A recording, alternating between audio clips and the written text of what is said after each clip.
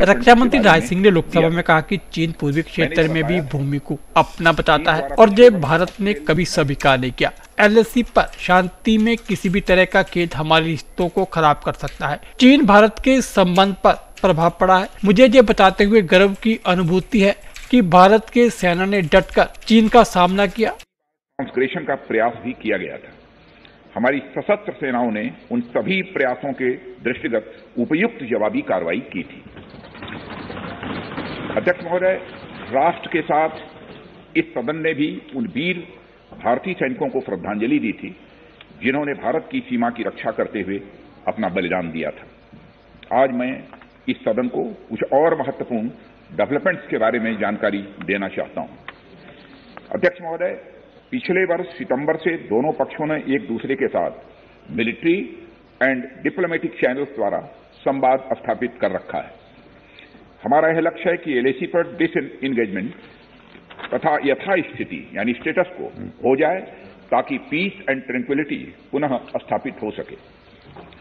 मैं संक्षेप में वहां की ग्राउंड सिचुएशन के बारे में सदन को दोबारा अवगत कराना चाहता हूं। सदन को ज्ञात है कि चीन ने अनधिकृत तरीके से लद्दाख केंद्र शासित प्रदेश के लगभग 38,000 स्क्वायर किलोमीटर पर 1962 के संघर्ष के समय से कब्जा बना लिया है। इसके अतिरिक्त पाकिस्तान ने अनधिकृत तरीके से पाक ऑक्युपाइड कश्मीर में भारत की लगभग 5,180 स्क्वायर किलोमीटर भूमि तथा चीनो पाकिस्तान बाउंड्री एग्रीमेंट 1963 के तहत चीन को दे दिया है। इस प्रकार चीन का 43,000 स्क्वायर किलोमीटर से ज्यादा भारत भूमि पर अनधिकृत कब्जा है। चीन पूर्वी क्षेत्रों में भी अरुणाचल प्रदेश की सीमा पर भी कई वर्ग किलोमीटर भूमि को अपना बताता है। भारत ने इन अनजस्टिफाइड क्लेम तथा अनधिकृत कब्जे को कभी भी स्वीकार नहीं किया है। और अध्यक्ष महोदय, मैं सदन को यह भी बताना चाहता हूं कि भारत ने चीन को हमेशा यह कहा है कि बाइलेटरल रिलेशन दोनों पक्षों के प्रयास से ही विकसित हो सकते हैं।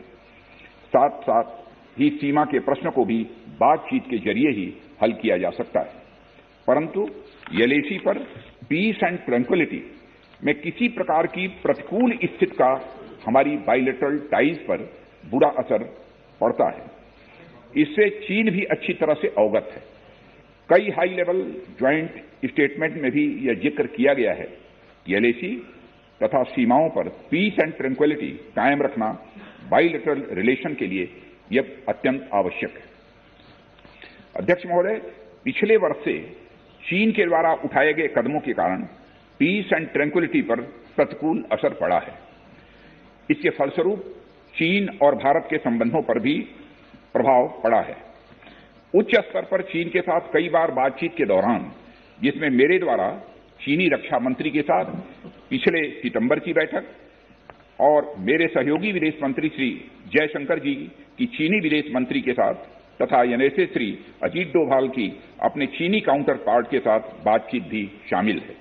हमने यह स्पष्ट कर दिया है कि यह अत्यंत आवश्यक है कि एलएसी के सभी फ्रिक्शन पॉइंट पर डिसएंगेजमेंट किया जाए ताकि पीस एंड ट्रैंक्विलिटी पुनः स्थापित हो सके। अध्यक्ष महोदय, पिछले वर्ष मैंने इस सदन को अवगत कराया था कि एलएसी के आसपास ईस्टर्न लद्दाख में कई फ्रिक्शन एरियाज बन गए हैं। चीन ने बड़ी संख्या में सेना एवं गोला बारूद भी एलएसी के आसपास तथा उसके पीछे अपने क्षेत्रों में इकट्ठा कर लिया है। हमारे सशस्त्र सेनाओं द्वारा भी भारत की सुरक्षा की दृष्टि से एडिक्वेट तथा इफेक्टिव काउंटर डिप्लॉयमेंट भी किए गए हैं। मुझे यह बताते हुए अध्यक्ष महोदय गर्व की अनुभूति हो रही है कि भारतीय सेनाओं ने इन सभी चुनौतियों का डटकर सामना किया है तथा अपने शौर्य और बहादुरी का परिचय पैंगोंग त्सो के साउथ एवं नॉर्थ बैंक पर दिया है। सामरिक दृष्टि से महत्वपूर्ण कई क्षेत्रों को चिन्हित कर हमारी सेनाएं कई पहाड़ियों के ऊपर तथा हमारे दृष्टिकोण से उपयुक्त अन्य क्षेत्रों पर मौजूद हैं। भारतीय सेनाएं अत्यंत बहादुरी से लद्दाख की ऊंची दुर्गम पहाड़ियों तथा कई मीटर बर्फ के बीच में भी सीमाओं की रक्षा करते हुए अडिग हैं और इसी कारण हमारा एज बना हुआ है। अध्यक्ष महोदय, और हमारी सेनाओं ने इस बात पर भी यह साबित करके दिखाया है कि भारत की संप्रभुता एवं अखंडता की रक्षा करने में वे सदैव हर चुनौती से लड़ने के लिए तत्पर हैं और अनवरत कर रहे हैं। अध्यक्ष महोदय, पिछले वर्ष में मिलिट्री एंड डिप्लोमेटिक स्तर पर चीन के साथ हमारा संवाद बना रहा है। इस बातचीत में हमने चीन को यह बताया है कि 3 सिद्धांतों के आधार पर इस समस्या का समाधान हम चाहते हैं। फर्स्ट, दोनों पक्षों द्वारा एलएसी को माना जाए और उसका आदर किया जाए। सेकंड, किसी भी पक्ष द्वारा यूनिलैटरली स्टेटस को बदलने का प्रयास नहीं किया जाए। थर्ड, सभी समझौतों का दोनों पक्षों द्वारा पूर्ण रूप से पालन किया जाए। ये 3 बातें उनके समक्ष रखी गई थी। फ्रिक्शन क्षेत्रों में डिसएंगेजमेंट के लिए भारत का यह मत है कि 2020 की फॉरवर्ड डिप्लॉयमेंट जो एक दूसरे के बहुत नजदीक है, वे दूर हो जाएं और दोनों सेनाएं वापस अपनी अपनी अस्थायी एवं मान्य चौकियों पर लौट जाएं। अध्यक्ष महोदय, बातचीत के लिए हमारी स्ट्रेटजी तथा अप्रोच माननीय प्रधानमंत्री जी के इस दिशा निर्देश पर आधारित है कि हम अपनी 1 इंच जमीन भी किसी और को नहीं लेने देंगे।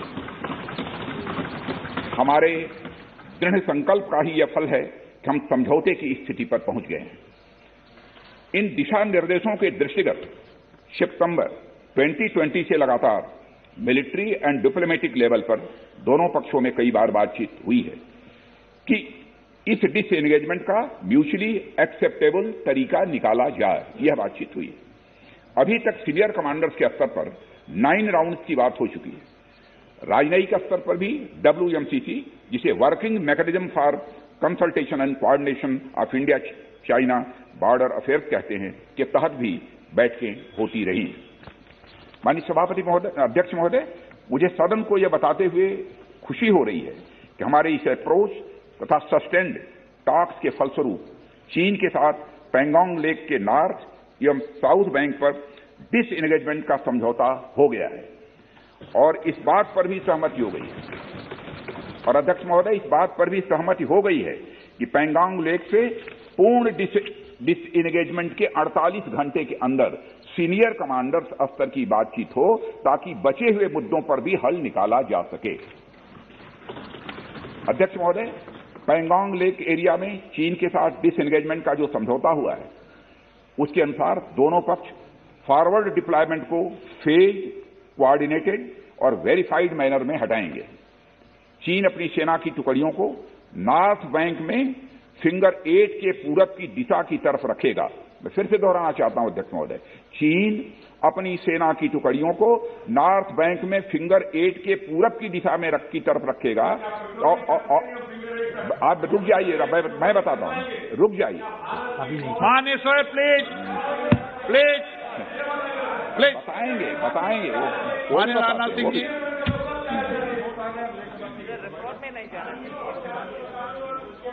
नॉर्थ बैंक में फिंगर 8 के पूरब की दिशा की तरफ रखेगा और इसी तरह भारत भी अपनी सेना की टुकड़ियों को फिंगर 3 के पास अपने permanent base Dhan Singh Rana post पर रखेगा।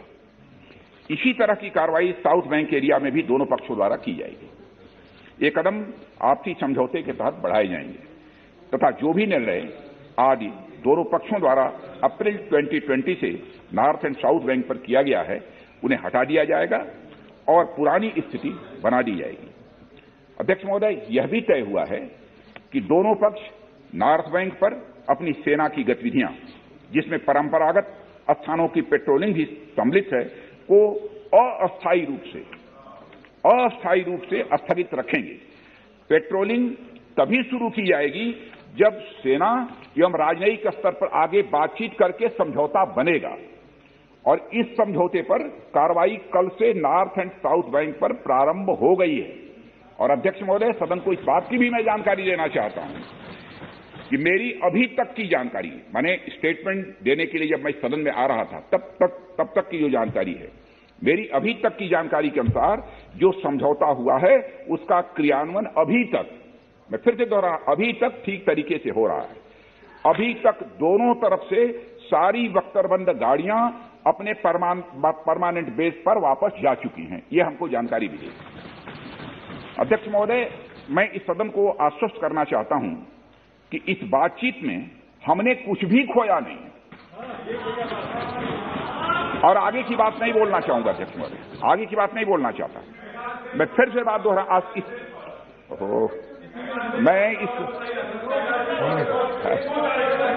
आपका कोई दर्ज चिंता मत करिए, ज्यादा चिंता है। मैं इस सदन को पुनः आश्वस्त करना चाहता हूं कि इस बातचीत में हमने कुछ भी खोया नहीं है। मैं सदन को यह भी जानकारी देना चाहता हूं कि अभी भी एलएसी पर डिप्लॉयमेंट तथा पेट्रोलिंग के बारे में कुछ आउटस्टैंडिंग इश्यूज बचे हैं। इन पर हमारा ध्यान आगे की बातचीत में रहेगा। दोनों पक्ष इस बात पर सहमत हैं कि बाइलेटरल एग्रीमेंट्स तथा प्रोटोकॉल के तहत पूर्ण डिसएंगेजमेंट जल्द से जल्द कर लिया जाए, यह सहमति बनी है। अब तक की बातचीत के बाद चीन भी देश की संप्रभुता की रक्षा के हमारे संकल्प से अवगत है। हमारी अपेक्षा है कि चीन द्वारा हमारे साथ मिलकर बचे हुए मुद्दों को हल करने का पूरी गंभीरता से प्रयास किया जाएगा। अध्यक्ष महोदय, मैं इस सदन से आग्रह करना चाहता हूं कि मेरे साथ संपूर्ण सदन हमारी आर्म्ड फोर्सेज की इन विषम एवं भीषण बर्फबारी की परिस्थितियों में भी शौर्य एवं वीरता के प्रदर्शन की भूरी प्रशंसा की जानी चाहिए।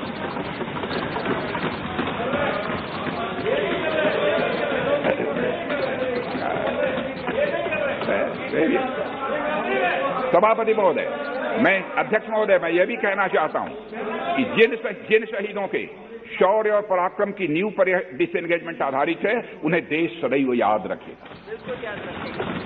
अध्यक्ष महोदय, मैं आश्वस्त हूं कि यह पूरा सदन, चाहे कोई भी किसी दल का क्यों न हो, देश की संप्रभुता, एकता, अखंडता और सुरक्षा के प्रश्न पर एक साथ खड़ा रहेगा